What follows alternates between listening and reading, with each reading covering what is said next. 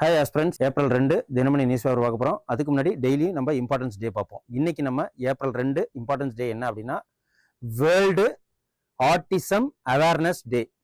Autism அப்படிங்கிறது யாரை சொல்லுவாங்க அப்படின்னா மூளை குறைபாடு உள்ள குழந்தைகளை சொல்லுவோம், ஆட்களை சொல்லுவோம். இது யூஎன் வருஷம் இதை அந்த அவேர்னஸ் கொடுக்குறாங்க. இந்த வருஷம் இதுக்கான தீம் என்ன அப்படின்னா ஆட்டிசம் அண்ட் ஹியூமனிட்டி. ஓகேவா? மனிதநேயம். Every life has values. அதே மாதிரி மூளை குறைபாடு உள்ளவர்களுக்கும் வாழ்க்கையில் கண்ணியமாக வாழ்றதுக்கு அவங்களுக்கு அதிகாரம் இருக்கு அப்படின்னு சொல்லிட்டு சொல்றாங்க. அதுதான் இது. ஸோ வாங்க இன்னைக்கு தினமணி நியூஸ் பேப்பர்ல என்னென்ன எக்ஸாம் பாயிண்ட் ஆஃப் வியூல இருக்குன்னு பார்ப்போம். வணிக சிலிண்டரின் விலை 195 அதிகரிப்பு. இது நமக்கு எக்ஸாம் பாயிண்ட் ஆஃப் வியூல தேவையில்ல, இருந்தாலும் நம்ம இதை அவேர்னஸ் தெரிஞ்சுப்போம். Commercial cylinder. ஆனா இதுல ஒரு சூப்பர் ஆர்டிக்கல் ஒன்று கொடுத்துருக்காங்க ஹிந்து நியூஸ் பேப்பர்ல. எல்பிஜி சிஎன்ஜி இது ரொம்ப ரொம்ப யூஸ்ஃபுல்லா இருக்கும். அந்த ஆர்டிக்கல் நான் இன்னைக்கு கண்டிப்பா எடுக்கிறேன்.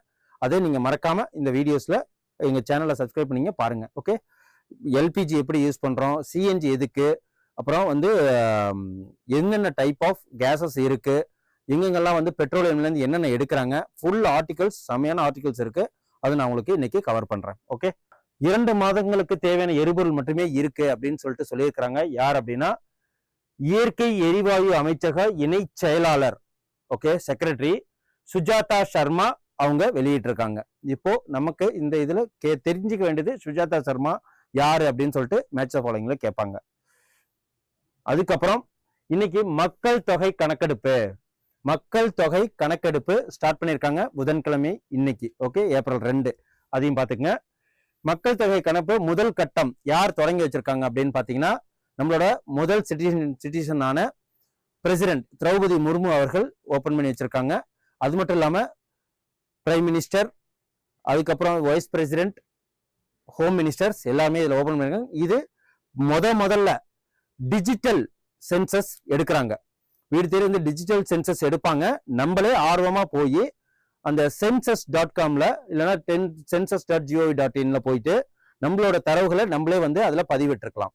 ஸோ இதுதான் ஃபர்ஸ்ட் டைம் ஒரு எண்ம முறையில்னு சொல்லுவாங்க, டிஜிட்டல் முறையில. ஓகே, டிஜிட்டல் சென்சஸ் எடுக்கிறாங்க. ஸோ 2027 முதல் கட்டம் 55,000 குடும்பங்கள் விவரங்களை சமர்ப்பிச்சிருக்காங்க. ஸோ வீடுகளை பட்டியலிடுதல் மற்றும் வீடுகள் கணக்கெடுப்பு இது தொடங்கப்பட்டிருக்கு. டிஜிட்டல் வழியில் தகவல் சேகரிப்பு. ஸோ இதுதான் மெயின் திங். ஓகே, முதல் நபராக நமது விவரங்களை குடியரசுத் தலைவர் திரௌபதி முர்மு பூர்த்தி செஞ்சிருக்கிறாங்க. 2வது சிபி ராதாகிருஷ்ணன், அவங்க தான் வைஸ் பிரசிடென்ட். 3வது பிரைம் மினிஸ்டர் மோடி அவர்கள். 4வது ஹோம் மினிஸ்டர் அமித்ஷா அவர்கள்.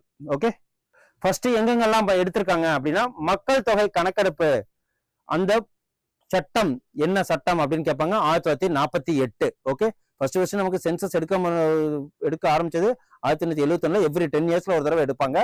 ஸோ இதுதான்.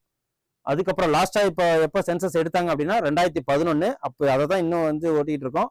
ஸோ இந்த வாட்டி எடுக்கிறதுல பார்ப்போம்.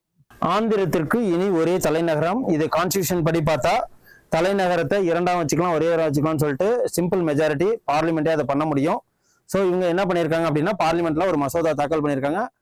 அதாவது அமராவதியை மட்டுமே மெயின் மாநிலமா, இப்போ நமக்கு சென்னை இருக்கிற மாதிரி, தெலுங்கானா ஹைதராபாத் இருக்கிற மாதிரி, பெங்களூர் இருக்கிற மாதிரி, ஸோ திருவனந்தபுரம் இருக்க மாதிரி நமக்கு ஆந்திர பிரதேசம் 2014 பிரிச்சாங்க இல்லையா?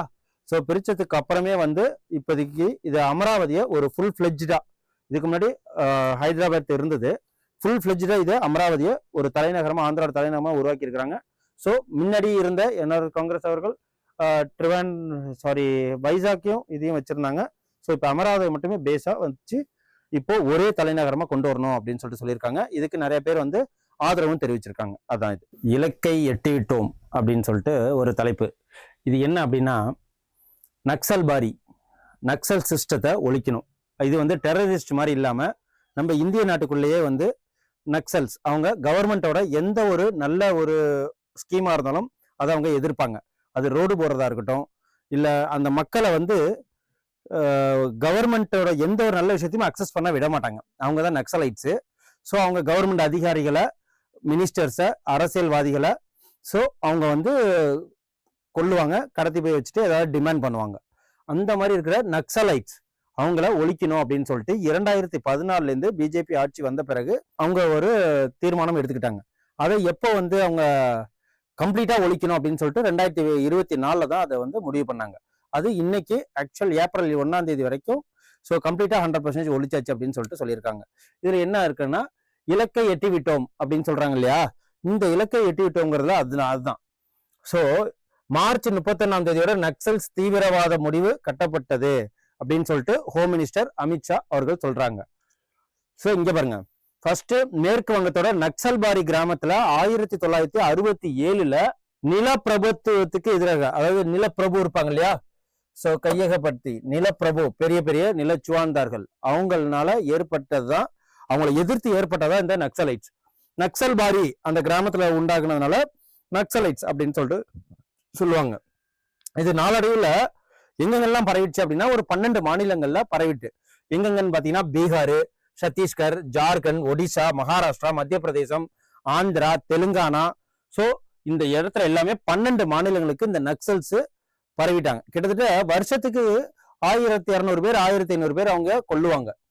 ஸோ இதோட மட்டும் இல்லாம சிவப்பு பாதை நக்சல்ஸ் வன்முறை ஊடுருவியது இந்த பகுதிகள் எல்லாமே சிவப்பு பாதை அப்படின்னு சொல்லிட்டு சொல்லுவாங்க இந்த 12 மாநிலங்கள்ல. அது மட்டும் இல்லாம 2010 சத்தீஸ்கரோட தண்டேவாடாவில் நக்சல்கள் என்ன பண்ணியிருக்காங்க அப்படின்னா, கிட்டத்தட்ட சிஆர்பிஎஃப், சிஏபிஎஃப் இந்த போன்ற துணை ராணுவ படைகள்லாம் வந்து அவங்கள பிடிக்க போறப்போ அவங்க காட்டுக்குள்ள இருந்துட்டு அவங்களெல்லாம் கொன்றுவாங்க. அதிகாரிகள், ஐஏஎஸ் ஆபீசர்ஸை கடத்தி இருக்கிறாங்க, மினிஸ்டர்ஸை கொண்டிருக்காங்க. இதே மாதிரிதான். ஸோ இவங்க என்ன பண்ணியிருக்காங்க, 76 வீரர்கள் கொல்லப்பட்டிருக்காங்க. போலீஸ் படையை சேர்ந்தவங்க, கான்ஸ்டபிள்ஸ், இதே மாதிரி போலீஸ் ஸ்டேஷன்லாம் கூட அடிச்சு நொறுக்கிடுவாங்க. 2013 சத்தீஸ்கர், அதே சத்தீஸ்கர்ல ஜியூரம் காட்டி அப்படிங்கிற பகுதியில காங்கிரஸ் கட்சியினரோட பேரணியில நடந்த அமைச்சர் மகேந்திரனை வந்து மாவோயிஸ்டுகள் கடத்தி கொண்டு இருக்காங்க. அது மட்டும் இல்லாம 2014 பிரதமர் நரேந்திர மோடி வந்த பிறகு இந்த இடையிலான காலகட்டத்துல கொஞ்சம் கொஞ்சமா குறைச்சாங்க. ஓகே, அது என்னென்ன அப்படின்னு பாத்தீங்கன்னா, அவங்க மொத்த பரப்பளவு 18,000 சதுர கிலோமீட்டரா இருந்தது. 2014 இந்த 12 மாநிலங்கள்ல நக்சலோட்ஸ் அவங்க ஆக்குபை பண்ணி வச்சிருந்த இடைய, அந்த இடத்துல கவர்மெண்டோட எந்த ஸ்கீம்ஸும் அங்க வந்து இம்ப்ளிமெண்ட் பண்ண முடியாது. ஸோ அதை எப்படி குறைச்சாங்க அப்படின்னா, 2024 4200 சதுர கிலோமீட்டர் அளவா பரப்பளவா குறைச்சிருக்கிறாங்க. ஏன்னா அவ்வளவு பேரை வந்து கொண்டிருக்காங்க, அவங்களுக்கு போலீஸ்ல வேலை கொடுத்துருக்காங்க, துணை ராணுவ படையில வேலை கொடுத்துருக்காங்க, அவங்கள திருந்துற மாதிரி ஏதாவது சோசியல் எக்ஸ்பெரிமெண்ட்ஸ் கொடுத்து ஏதாவது பிசினஸ் ஆரம்பிச்சு கொடுத்துருக்காங்க. இவங்க எல்லாருமே வந்து ஏதோ ஒரு வழியில நல்வழிப்படுத்திருக்கிறாங்க. அப்படிதான் இந்த நக்சலைட்ஸை குறைச்சிருக்காங்க. ஸோ 2022 நக்சல்ஸ் தாக்குதலால் உயிரிழந்தோரின் எண்ணிக்கை 100க்கு கீழ் குறைஞ்சிருக்கு. அதே இது 30 ஆண்டுகள் 100க்கும் குறைவானவர்களே உயிரிழந்திருக்காங்க 30 ஆண்டுகளுக்கு அப்புறம். ஓகே, இப்போ 2010 1936, அப்புறம் 2024 374 தாக்குதல் மொத்தமா குறைஞ்சிருக்கு. இதெல்லாம் ஒரு டேட்டாஸ் தான். நம்ம இதுல தெரிஞ்சுக்க போறது அப்படின்னு பாத்தீங்கன்னா 80% வீழ்ச்சியா 2024 குறைஞ்சிச்சு. இப்போ 2026 ஏப்ரல், அதாவது மார்ச் 31 நக்சல்ஸ் 0% யாருமே இல்ல இப்ப நக்சலைட்ஸ். ஓகே, அதாவது இதுல சொல்லியிருக்காங்க 15 முக்கிய நக்சல் தலைவர்கள்லாம் யார் யாரு அப்படின்னு சொல்லிட்டு பாத்தீங்கன்னா, இவங்க தான்.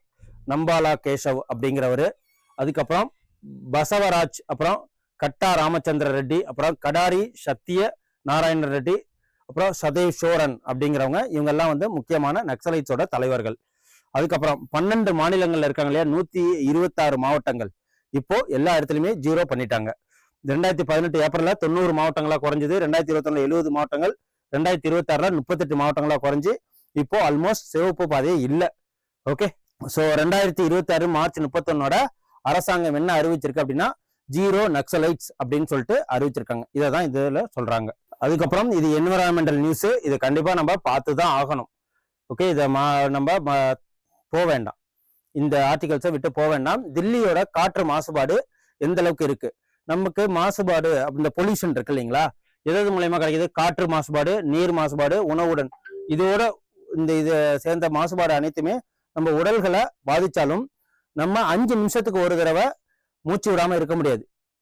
தண்ணி குடிக்காம ஒரு நாள் இருந்துடலாம், சாப்பிடாம ஒரு வாரங்கள் இருந்துடலாம். ஆனா காற்றை சுவாசிக்காம நம்மளால ஒரு 5 செகண்டுக்கு மேல இருக்க முடியாது.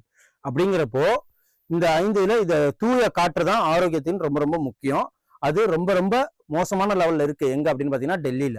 ஸோ இதுதான் ஃபர்ஸ்ட் தில்லி காற்று மாசை தடுக்க ஓய்வு பெற்ற நீதியரசர் மதன் பி லோக்கூர் அப்படிங்கிறவர் 2020 ஆரம்பிக்கப்பட்டது. அதுக்கப்புறம் ராம்நாத் கோவிந்த் அவங்க பிரசிடென்ட் வந்த பிறகு ஒரு கமிஷன் மேலாண்மை ஆணையத்தையே அமைச்சிருக்காரு டெல்லியோட காற்று மாசுபாடை கம்மி பண்றதுக்கு. ஸோ அதோட மட்டும் இல்லாம 1980 முதல் பல நடவடிக்கைகள் மூலயமா இந்த தில்லி காற்று மாசுபாடை குறைக்க பிளான் பண்ணியிருக்கிறாங்க. அப்படி பண்ண முடியுமான்னா பண்ண முடியல இது வரைக்கும். இது எதோட மட்டும் இல்லாம ஏன்னா அவங்க பக்கத்துல உத்தரப்பிரதேஷ், யூபி, ஸோ பீகார் போன்ற இடங்கள்ல என்ன பண்றாங்க அப்படின்னா அறுவடைக்கு பிறகு அங்க இருக்கிற விவசாயத்துக்கு இருக்கிற ரெசிஜுவரிஸை கொளுத்த ஆரம்பிச்சிடறாங்க. கொளுத்துறதுனால வளிமண்டலத்துல அதாவது கார்பன் டை ஆக்சைடு பரவி அந்த காற்று மாசுபாடு ஏற்படுது. இதுக்கு அவங்க என்ன பண்ணணும் அப்படின்னா அதெல்லாம் கலெக்ட் பண்ணி வேற வேற யூஸுக்கு அதை மக்க வச்சு உரமா ஏற்படுத்தலாம். எரிக்காம வேற யூஸுக்கு தான் அதை பண்ணணுமே தவிர இதுல வேற வழிகள் இல்லை. அதுக்கப்புறம் இதுல எவ்வளவு இருக்கு அந்த காற்றோட 2.5 மைக்ரோமீட்டருக்கு குறைவாக அது இருக்கு பொல்யூஷன். இது நேனோமீட்டரோட கம்மி. ஓகே, 25 மடங்கு சிறியவை. எதோட நம்ம தலையில இருக்க முடியை விட 25 மடங்கு கம்மியா இருக்கு அந்த மாசுபாடு பொல்யூஷன். ஸோ அப்படிங்கிறப்ப ஈஸியா நமக்கு லங்ஸ்ல ஆல் இடத்துல போய் தங்கிருது. இதனால ஒரு வருஷத்துக்கு 70,000 பேர் கிட்டத்தட்ட இறக்குறாங்க காற்று மாசுபாடுல மட்டுமே. தில்லி நகரோட நுண் துகள்களின் சராசரி அளவு 110 முதல் 130 மைக்ரோ அளவு தான் இருக்கு. ஸோ மாசுபாடு எப்படிலாம் ஏற்படுது பாருங்க. 30,000 மக்கள் அடையிறாங்க வருஷத்துக்கு. அதோட மட்டும் இல்லாம மாசுபாடு எது மூலயமா அடையுதுன்னு பாத்தீங்கன்னா அங்க போக்குவரத்து வாகனங்கள் அதிகமா இருக்கு. அதனால இப்போ டெல்லியில பழைய காரெல்லாம் யூஸ் பண்ணக்கூடாதுன்னு சொல்லிட்டாங்க. அதனாலதான் அங்க இருந்து உள்ள காரெல்லாம் இங்க வாங்கிட்டு வராங்க. இ பைக்கு, இ ஸ்கூட்டர், அது மட்டும் இல்லாம பொது வழியில பஸ், அதுக்கப்புறம் கார்ஸ், இது எல்லாமே வந்து யூஸ் பண்ண ஆரம்பிச்சிட்டாங்க. எல்பிஜி, ஹைட்ரஜன் எல்லாமே அங்கதான் இருக்கு. ஓகே, அது மட்டும் இல்லாம ஒரு நாள் வந்து ஒன் டே பொது வண்டியில ஈவன் டே, ஆட் டே, ஈவன் டேன்னு சொல்லுவாங்க இல்லையா.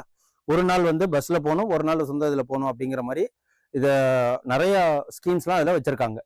ஸோ போக்குவரத்து வாகனங்கள், அப்புறம் தொழிற்சாலைகள், கட்டுமானம் மூலயமா சாலை தூசு, அப்புறம் அண்டை மாநிலங்களோட பயிர் கழிவு எரிப்பு, அப்புறம் பட்டாசு வெடித்தல், அப்புறம் வீட்டு பயன்பாடுகள், யமுனை நதி கழிவு நீர், இது எல்லாத்தையும் மூலியமாவுமே அங்க டெல்லியில இருக்கிற காற்று மாசுபடுது. இதை தீர்வு எப்படி காண்றது அப்படின்னா 1.25 கோடி மக்கள் அங்க இருக்காங்க.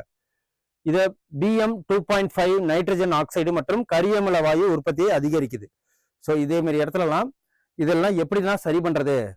இது எப்படிலாம் சரி கட்டுறதுன்னா தண்ணீர் தெளித்தல், அது மட்டும் இல்லாம பொருட்களை மூடுதல், அப்புறம் இயந்திரத்தை பயன்படுத்தி சாலைகளை சுத்தம் செய்தல், ஓகே, போன்ற முறைகள் மூலமா 30 முதல் 50% வரை சாலைகளில் உள்ள தூசை குறைக்கலாம் அப்படின்னு சொல்லிட்டு சொல்லியிருக்கிறாங்க. இந்த பஞ்சாப், ஹரியானா மற்றும் மேற்கு உத்தரப்பிரதேசம் போன்றதுல 4.4 முதல் 6.2 டன் வரைக்கும் இந்த அறுவடைக்கு பிறகு உள்ள அந்த ரெசிஜுவர்ஸை எரிக்கிறது மூலயமா ஏற்படுற இந்த பயிர் கழிவுகள் எரிக்கப்படுறது மூலயமா வர்றதை குறைக்கணும்.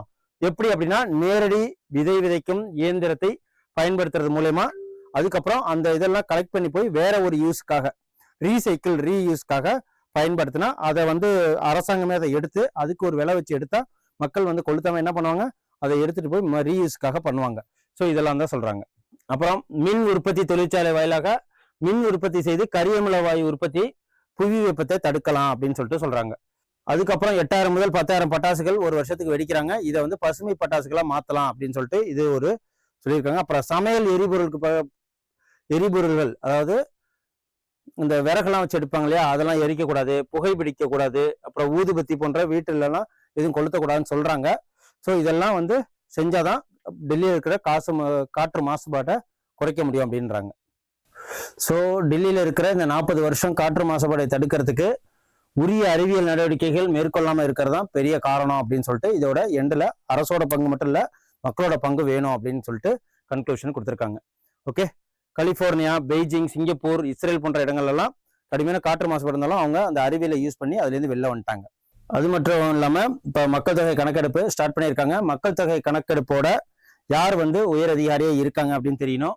இந்திய மக்கள் தொகை தலைமை பதிவாளர் மற்றும் ஆணையர் மிருத்யுஞ்சய் குமார் நாராயணன் அப்படின்னு சொல்லிட்டு மிருத்யுஞ்சய் குமார் நாராயண் இப்படின்னு சொல்லிட்டு ஞாபகம் வச்சுங்க. அவர் செக்ரட்டரி. தலைமை இயக்குனர் விஸ்வஜித் தாஸ். இவங்க 2 பேரும் ரொம்ப முக்கியம். ஸோ மத்திய அரசோட என்ன இந்தியா, டிஜிட்டல் இந்தியா, இதுதான் இதோட டேக்லைனு 2027 அப்படின்னு சொல்லிட்டு வச்சிருக்காங்க. ஓகே, ஸோ இந்த வருஷத்துக்கு ஜிஎஸ்டியோட கலெக்ஷன்ஸ் எவ்வளோ இருக்கு அப்படின்னு பார்த்தீங்கன்னா, மார்ச் மாத ஜிஎஸ்டி வசூல் 2 லட்சம் கோடியா இருந்திருக்கு. போன இதுல நாட்டின் கடந்த மார்ச் மாதம் ஜிஎஸ்டி வரி 2 லட்சம் கோடிக்கு மேல் வசூலாகிருக்கு. கடந்த ஆண்டு மார்ச் மாதம் 1.89 லட்சமா இருந்தது. இந்த வாட்டி அதிகமா இருக்கு. அது எத்தனை சதவீதம்னு பார்த்தீங்கன்னா கிட்டத்தட்ட 9% அதிகமாக இருக்கு. ஸோ ஆப்ரேஷன் சிந்தூர் நமக்கு தெரியும். ஆப்ரேஷன் சிந்தூர் மூலியமா சிறப்பாக பணியாற்றிய 2 கடற்படைக்கு அதிகாரிகளுக்கு விருது வழங்கி இருக்கிறாங்க. என்ன விருதுனா யுத்த சேவா பதக்கம். அது யாருக்கு அப்படின்னா, இப்போதைக்கு இதோட தளபதியா இருக்கிறது தினேஷ் கே திரிபாதி. அவர் தான் இதை கௌரவிச்சிருக்கிறாரு. ஸோ எதுக்காக அப்படின்னு சொல்லிட்டு பார்த்தீங்கன்னா, துணை அட்மிரல் என் பிரமோத் ராகுல் கோகலேக்குக்கும் 2 பேருக்கும் வந்து இந்த சேவா பதக்கம் அவார்டு கிடைச்சிருக்கு. ஓகே, இதை நோட் பண்ணி வச்சுக்கோங்க. ஸோ யுத்த சேவா பதக்கம் அவங்க 2 பேருக்கும் கொடுத்துருக்காங்க. அதோடு மட்டும் இல்லாமல் இந்த வாட்டி இஸ்ரேல், ஈரான் மற்றும் யுஎஸ்ஏ இந்த போர்னால அங்கே இருக்கிற இந்திய மக்களை அழைச்சிட்டு வரதுக்கு ஏற்படுற ஆப்ரேஷன் தான் ஆப்ரேஷன் சங்கல்ப். ஸோ இதையும் ஞாபகம் வச்சுக்கோங்க. இது ஒரு ஃபேக்ட்ஸ். விஸ்வநாத் சச்சின் வெற்றி பெற்றிருக்காங்க, சாம்பியன்ஷிப் பட்டம் பெற்றிருக்காங்க. அதாவது குத்துச்சண்டை போட்டியில், ஓகே, ஆசிய குத்துச்சண்டை சாம்பியன்ஷிப் போட்டியில் இந்தியாவோட சேர்ந்த 50 கிலோ மற்றும் 60 கிலோவில். ஸோ இவங்க 2 பேரும் எங்கன்னா மங்கோலிய தலைநகர் உலான் பட்டரில் இந்த போட்டி நடந்திருக்கு. அதில் அவங்க வின் பண்ணியிருக்கிறாங்க. 2 பேர் என்ன அப்படின்னா, 50 கிலோ பிரிவில் விஸ்வநாத் சுரேஷும், அதுக்கப்புறம் 60 கிலோ பிரிவில் சச்சினும் வந்து சாம்பியன்ஷிப் பட்டம் வென்றிருக்கிறாங்க. அதுக்கப்புறம் சிறப்பு பொருளாதார மண்டலம், இது எக்கனாமிக்ஸ்ல இருக்கு. ஸ்பெஷல் எக்கனாமிக் ஜோன் சொல்லுவாங்க. இது இந்த ஸ்பெஷல் எக்கனாமிக் ஜோன்ல என்ன பண்ணுவாங்க அப்படின்னா, ஸ்பெஷல் வரி அதுலேருந்து அந்த ஸ்பெஷல் எக்கனாமிக் ஜோன்லேருந்து தயாரிக்கப்படுற பொருள் சந்தைக்கு வரும்போது, இல்லை உள்ளூர் சந்தைக்கோ இல்லை வெளிநாட்டு சந்தைகளுக்கோ செல்லும் போது அதுல தயாரிக்கிற பொருளுக்கு சில சலுகைகள் கொடுப்பாங்க, வரி சலுகைகள். அந்த வரி சலுகை இதுல கொடுத்துருக்காங்களா அப்படின்னு சொல்லிட்டு பார்ப்போம். சிறப்பு பொருளாதார மண்டலம் ஸ்பெஷல் எக்கனாமிக் ஜோன் மொத்தம் எத்தனை இருக்கு அப்படின்னு பாத்தீங்கன்னா, 280 செஸ் மண்டலங்கள் இருக்கு, ஸ்பெஷல் எக்கனாமிக் ஜோன் இருக்கு. அதுல எக்ஸாம்பிளுக்கு ஒண்ணு தான் நம்ம தாம்பரம் சானிட்டோரியம்னு சொல்லுவாங்க, அது கூட ஸ்பெஷல் எக்கனாமிக் ஜோன் தான். ஸோ இதுதான் விநியோக சங்கிலியில எந்த ஒரு பாதிப்பும் வரக்கூடாது இந்த போர் காலங்கள்ல அப்படின்னு சொல்லிட்டு, அங்க உற்பத்தி ஆகிற பொருளை உள்நாட்டிலேயே விநியோகம் பண்றதுக்கு செஸ் போன்ற வரிகள், எக்ஸ்ட்ரா வரிகள் போடாம இந்த 5 முதல் 12.5% வரை சலுகை வரி விகிதங்களை கொடுக்குறாங்க. இதுதான் ஸ்பெஷல் எக்கனாமிக் ஜோனோட விஷயம். ஸ்பெஷல் எக்கனாமிக் ஜோன்ல என்னென்னலாம் தயாரிப்பாங்கன்னா, softwares, BPOs, knowledge processing outsourcing, அப்புறம் வந்து தொழிற்சாலைகள். ஸோ இப்படின்னு சொல்லிட்டு ஏகப்பட்ட விஷயங்கள் அங்கே ப்ரொடக்ஷன் பண்ணி விநியோகம் பண்ணுவாங்க வெளிநாடுகள் மற்றும் உள்நாட்டு மார்க்கெட்டுக்கு. ஸோ அதை தான் இதில் எல்லாத்தையுமே சொல்றாங்க. ஓகே, இதில் பாருங்க, ஐடி மற்றும் உற்பத்தி துறைகள் இவை முக்கிய பங்காற்றி வருகிறது. ஓகே, ஸோ எங்கெங்கெல்லாம் இருக்குமாங்க, தமிழகம், மகாராஷ்டிரம், கர்நாடகா, தெலுங்கானா, ஆந்திரா ஆகிய மாநிலங்கள்ல ஐடி வந்து ஸ்பெஷல் எக்கனாமிக் ஜோன்ல இருந்து ப்ரொடக்ஷன் பண்ணிட்டு இருக்காங்க. ஓகேவா, சர்வீஸும் ஒரு விதமான ப்ரொடக்ஷன் தானே. இன்னைக்கு உண்டான தினமணிலேருந்து நம்ம எக்ஸாம் பாயிண்ட் ஆஃப் வியூல நம்ம பார்த்துட்டோம். அதுக்கு மட்டும் இல்லாமல் நெக்ஸ்ட் உங்களுக்கு ஹிந்து பேப்பர்ல டெய்லியும் வந்து பார்ப்போம். இன்னைக்கு அதில் ரொம்ப சுவாரஸ்யமான நியூஸ் என்ன அப்படின்னா, எல்என்ஜி கேஸ் மற்றும் பிஎன்ஜின்னு சொல்லுவாங்க இல்லையா, அந்த எல்லாமே எப்படி யூஸ் பண்ணணும் அப்படின்னு சொல்லிட்டு ஒரு சிறந்த ஆர்டிகல்ஸ் இருக்கு. தினமும் இதே மாதிரி கவர்மெண்ட் எக்ஸாமுக்கு தேவையான இம்பார்ட்டன்ட் பாயிண்ட்ஸ் கேதர் பண்றதுக்கு எங்க சேனலை லைக் பண்ணுங்க, ஷேர் பண்ணுங்க, சப்ஸ்கிரைப் பண்ணுங்க. எதுனா டவுட் இருந்தது அப்படின்னா கமெண்ட் பண்ணுங்க. நன்றி, வணக்கம். நெக்ஸ்ட் வீடியோல உங்களை சந்திக்கிறேன். Send a map. You dare to dream, we care to accomplish.